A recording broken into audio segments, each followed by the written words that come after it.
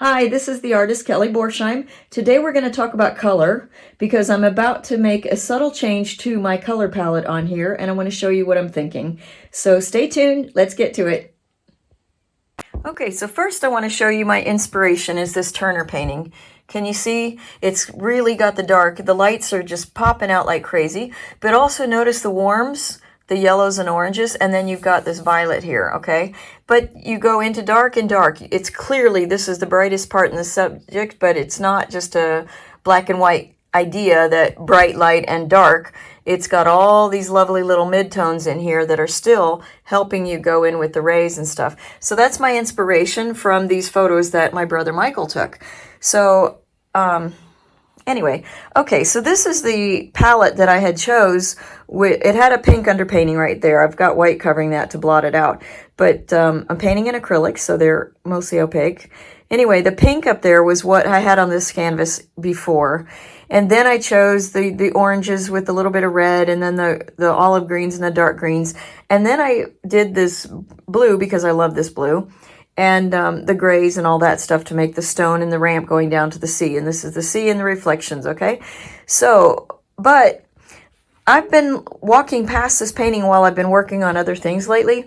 And as much as I like that blue, I don't like it for this composition. I think it takes away too much because I want the area to be here for the composition of the lights and a little bit of interest there kind of thing, and move things around a little bit here to break up some of the just otherwise monotonous water. I shouldn't say that, but I did. Okay, so let's get into the color part, okay? All right, so I learned this color plotting technique from Casey Klahn. He's an amazing artist and a wonderful human being, and if you ever get a chance to take one of his workshops, do. He teaches colors with pastels mainly, but really great. He's called The Colorist.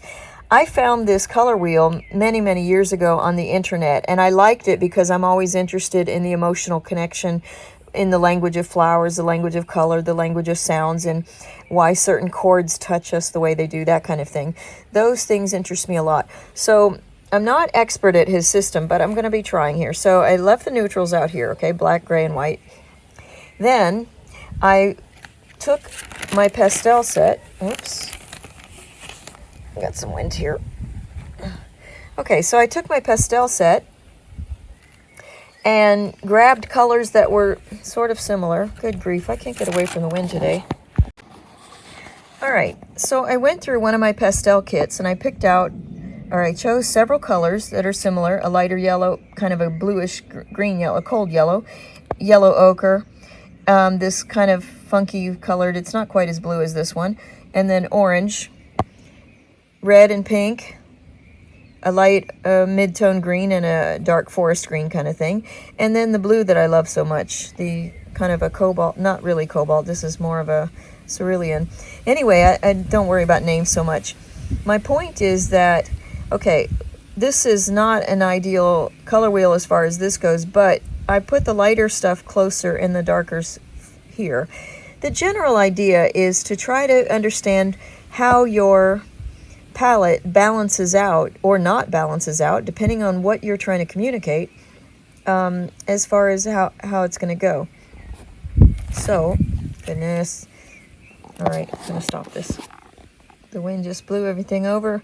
My round one keeps wanting to go away, so I have to find the right angle where he won't roll away. Okay, let's put that in a little more there, a little more there. Goodness gracious. Great balls of fire. Okay, so let's get back to the information at hand. Now, Casey tends to like odd numbers. So do I. They're more interesting. They put you off balance, but they can also use as an equilateral triangle as a balance. So you get all the options there that you don't get with even numbers. But if I wanted to sort of simplify my color wheel, I can say I have a red, I have an orange, I have yellow, I have green, and I have a blue. So that's 1, 2, 3, 4, 5. Woohoo! Not counting my neutrals, but you know, I'm not counting the tone differences here either. All right, so the thing is, when I look at my painting, I felt that the blue was overcoming all this. And yet, if you look at this, half of this pie is all in the green to red range, green, yellow. Okay, that's great. But the thing is, blimey, I forgot to take out the colors. Hang on. Okay, so let's talk about balance here. I've got half of the circle is covered in this side. I've got these colors. And then I've got one crossing it, okay? But maybe my instinct was right. But also, to be fair, I'm taking an inspiration from Turner because he used more of a purpley color. So I was thinking that maybe what I'd do is reduce the intensity, because the light blue is a lot brighter than the dark, and to use kind of a darker purple. Do I want a lighter purple? Probably not quite so much that brightness.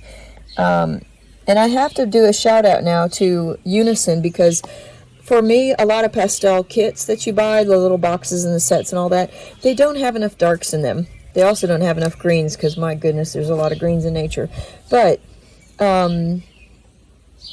I love the Unison darks. That's where I was getting at with this. They have I've got a whole set of just dark greens, all different kind of flavors. And but I have a different set of darks that's more of a variety of hue. So when I look at this, one, I get more of a triangular shape, and I could be overanalyzing all this stuff, but also the purple is going to be direct contrast from the majority of these colors here. So maybe that's something that I was thinking would be an enhancement of the brightness and the warmth of this, okay? Because you'll see I don't have a lot of darks and stuff in this, but I do want a Turner-esque painting, and I need to have darks to have the lights really show. Maybe that's not true, because Sorolla broke that law a lot, but this is what I'm going for on this particular painting. So now let's get back to it. Ciao, ciao, and thank you for watching. Please comment, subscribe, share with your friends if you think they'd enjoy this content, and let's do this together. Ciao.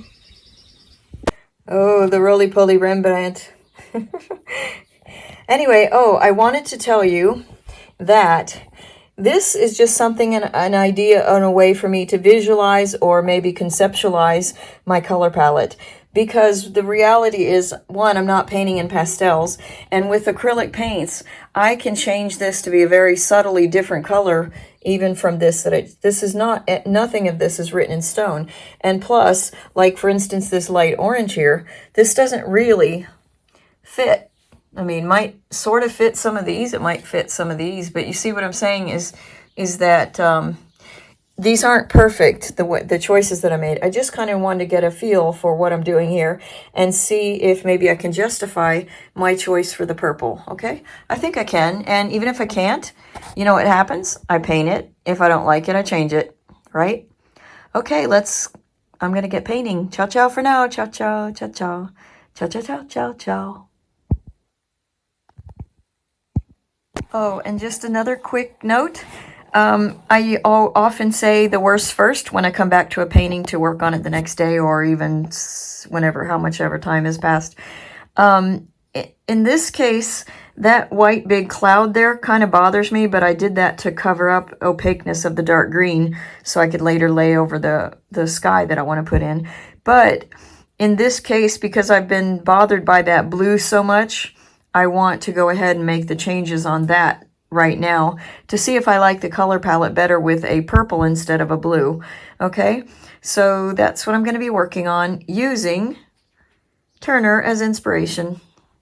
Ciao, ciao for now. Ciao, ciao. Ciao, ciao.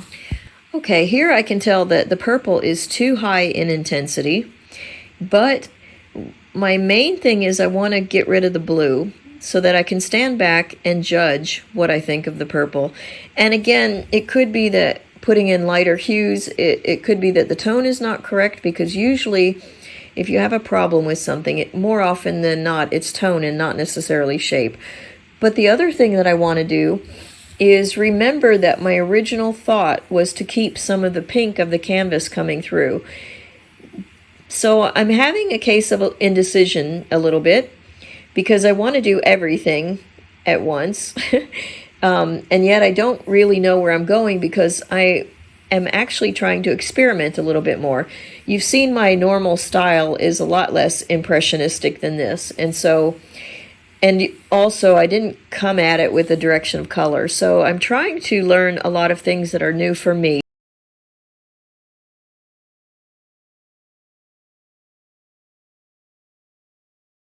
So often, the purple here can easily do what the blue did, and that is just take over the whole.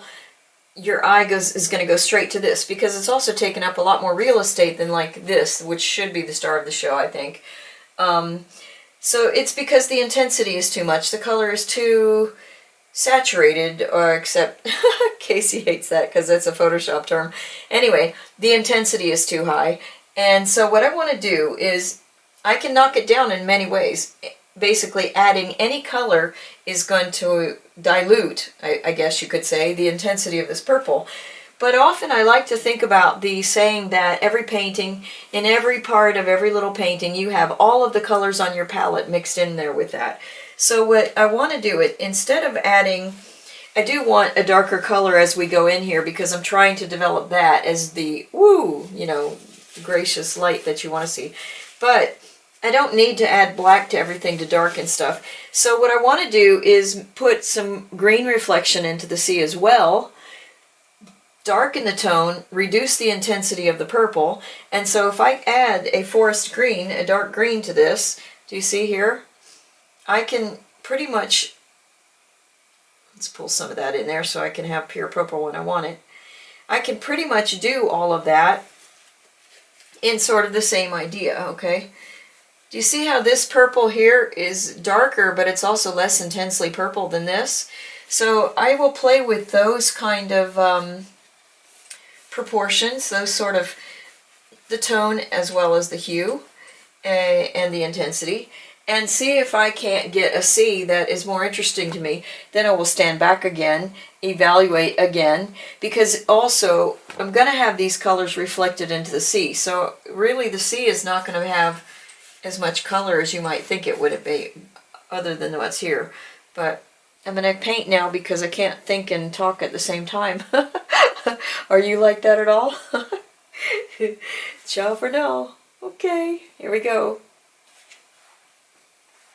Oh, I was also going to say that, not just because sometimes I run out of white paint, but this gray here, I want to use this for the white for the light areas of the sea, because frankly, the whitest white of the painting are going to be these other places around here. So I don't need white on the surface of this far out of the composition to be a bright light. If I need it lighter, I can add white, but I think I'm going to go with the gray and see how light I can get that.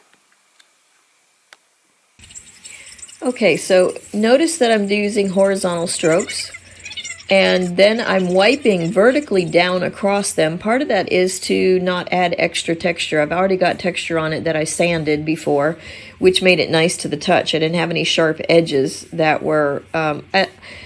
I think being a sculptor, I want people to be able to touch the artwork, even if it's a painting, and not come away with a nasty sensation. So anyway, I'm trying to do this. Now I'm having a debate in my brain about, do I want a night scene or a day scene? Hi, I forgot to do something and I wanted to show you. I have a lot of easels that I use that are able to be moved to every places, and sometimes I actually need them for exhibits.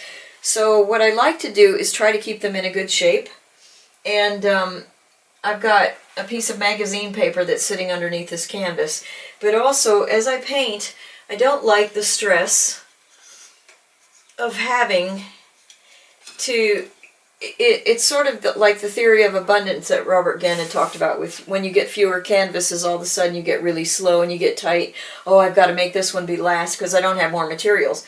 So you go get more materials and you find your brain unfreezes and you get to do what you want. So I'm sort of the same about painting up near the thing. I don't want to get paint on my easel if I can help it, because, you know, it's a multitasking easel. So I put this piece of stretcher bar here. I always seem to have extras, mostly because a lot of artists give me stuff that they can't use when they leave or something like that. But you always have a piece that breaks or something like that, or you get, you know, old canvases you find in the trash or something. You can use you can use everything. And then the ones I really find no use for that are just too broken, I put those in the fireplace and burn them. So, you know, nothing goes to waste with me. Well, stuff goes to waste, but anyway, you know what I mean. And stuff goes to waste. Anyhow, I want to lift this up, but I keep the canvas going over the edge of this wood because I want to be able to do the strokes like this without having to worry about it. I want the strokes to continue, not just, oops, I gotta work my way over there, okay? So anyway, I can tell already that I like the purple more, but I can also tell you it's still too colorful for this. Maybe this part closer to the center is nice to have color to really put the eye there, but definitely this kind of stuff I need to be making less of a statement with that, okay? So yeah, what I'm talking about is competition. I want the star of the show to be the warm colors, the oranges and the yellows and golds. And I don't know if I made sense with what I did with the stretcher bar, but basically I want to have the edges of the canvas free to have my brush stroke continue off of the canvas instead of bunching up near the edge of them because I've got nowhere to go. If that makes any sense. I hope so. If not, write it in the comments so I can explain that, because my brain thinks in a lot of concepts, but I don't necessarily always put the words together the way I feel them. So anyway, you can tell I've got a lot of real estate on the canvas here. Obviously, I sped up the motion because, you know, watching somebody paint is not necessarily as much fun as tennis. I'm sort of joking about that, but anyway, I got to be a fan of Sinner a little bit. So, but okay, so I've changed the view here because the other thing that I'm doing as I go along is I'm starting to refine my shapes a little bit better. And later when I stood back, I realized that one of the dilemmas I had at the beginning of this painting was I wanted to show the reflections in the sea. So I had to show enough of the sea to get far enough down to show the reflections. But what happened is, as I did the drawing, I realized I raised up the where the pier enters the water, and because I didn't want the painting divided in half horizontally, and that was something that I was worried about and thought I put it off center. But then later, when I judged it, I thought, no, the ramp went up to where I don't have much of a piazza, the cement area before the boat ramp, between the buildings and the sea. But I also wanted to lower the rocks on the right to give me more space to work with, and also later. I'm doing my critique now, and a problem that's been kind of bugging me ever since I started, actually, was that I feel like this line here is too close to the vertical middle of the piece. It isn't, it is lower, but I just feel like there's too much ocean showing, and I want, or sea showing. So I think what I'm going to do is lower these buildings, but then maybe the next time when I come in to paint, I'm going to lower this ramp into the sea and put the village a little bit lower here and adjust the other things around that. So it's just something I thought of, and we'll probably work on. But also, I don't like the orange, the red sky that's up here and this bright purple that's down here. So probably I've done a few things. I've made this purple too intense on the hue, but also I've made it too dark. I do want the light to go here and all that, but I think I've exaggerated, and I don't think I need to exaggerate it that much. So anyway, that's where I'm going to end on today. Thanks for watching. Comment and subscribe and share with a friend. Ciao, ciao. Kelly Borsheim. Borsheimarts.com for the finished works. Stay here if you like these process videos and let me know it so I keep making them. Ciao, ciao, ciao.